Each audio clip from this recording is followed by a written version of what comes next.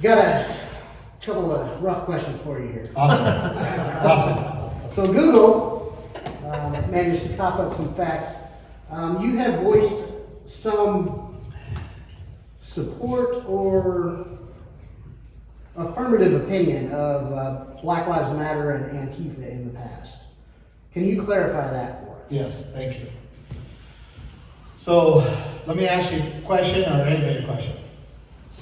Is it important to stand for even your enemy's rights? Yes.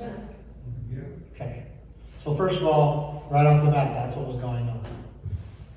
But I'll tell you the story so you can understand. So everybody can understand.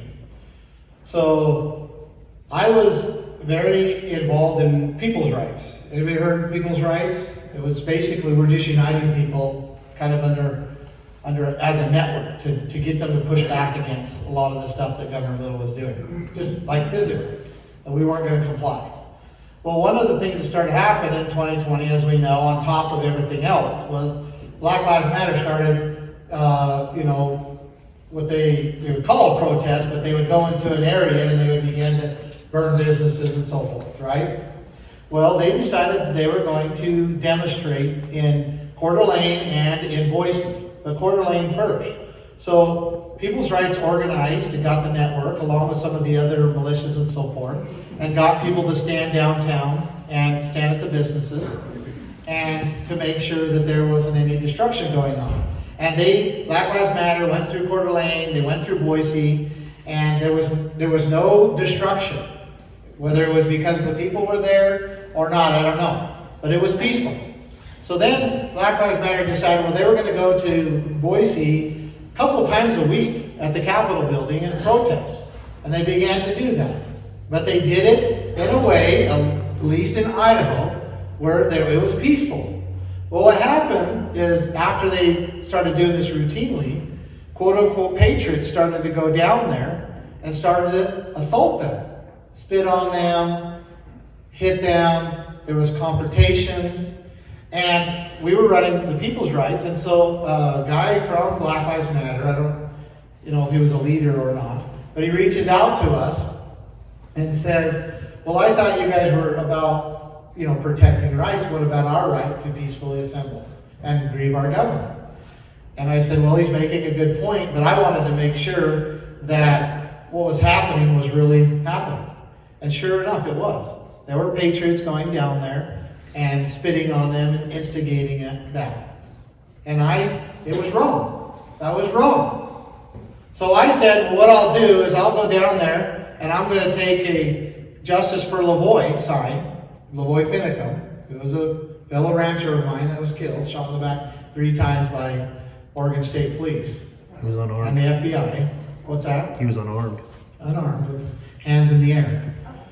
And I'm going to go down there and hold a sign that says Justice for Lavoie Finicum. And if I see anybody infringing upon a person's right to peacefully protest, I'm going to confront them. And I felt like I could probably get away with it. I could probably influence that situation to go a little different.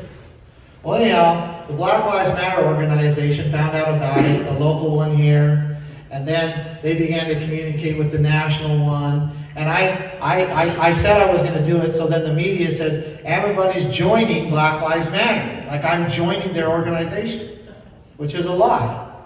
And the national organization was like, in confrontation with the local one here about it.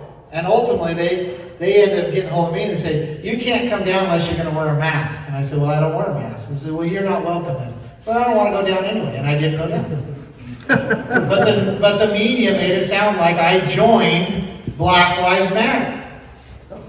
Well, I would do the same thing today. I would do the same thing. I would go stand for their right to peacefully protest, whether I like them or not.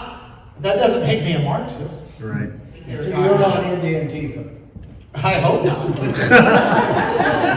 That was just a clarification. Do you think this is a question, this is an answer. Do you think after what I've shared here today and what I believe, unless I'm flat lying to you, do you think I'd last even 2 minutes in Antifa? Right. That's what bothers me.